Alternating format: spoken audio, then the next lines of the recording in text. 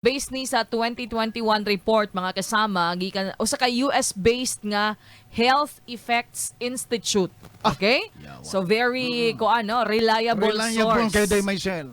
Over the years daw, ang kini daw ang air pollution mao na daw ni siya ang ning overtake. Siya ang mas labaw sa pagpanigarilyo o kanang poor diet mga kasama nga rason sa ikaduha nga nagunang factor sa kamatayon Kamatayon. sa tao sa tibuok kalibutan. Kalibutan. Attributed daw siya or meaning may connection siya sa atong mga pagluto, cooking indoors. Sulod sa tumaga panimalay. Oo. Ay. Unsay ginagamit ninyo maglungag diha? Kana. Mahal namang LPG dong Mahal irin. na kay Day. Ultimo gani Day, uling Day, perting mahal. Mahal. Unsa na naman ato magsugnod-sugnod magining ato ano? Ato taak-taak to sila ska kanin ang kalubihan. Mangitag mga pwedeng pang Pwede dito ipang sugno diya sa tong abuhan. mga sana mga kuan sa lubi. Pero wala ko nag-expect nga Wa nimo giseryoso.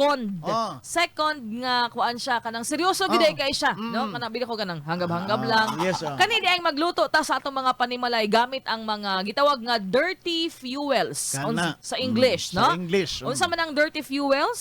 Kanang mga uling, Uling. mga kahoy, kanang Kahoy. ginasugnod lagi nato, no? Particular sa Africa, kanang sorya sa mga namahaw, kanang mga hugaw sa hayop, mo man na ilahang ginasugnod dito. Ginasugno dito. So daghan daw mga lugar sa Asia nga nagagamit og mga bidughang kahoy, mga Ay. uling og uban pa. Ang sige tinuod ba po di? Sige taghangga maning mga kuan lang so mao ni gitawag nila nga dirty fuels kasama. Apil ang kerosene. Kana Day Maisel.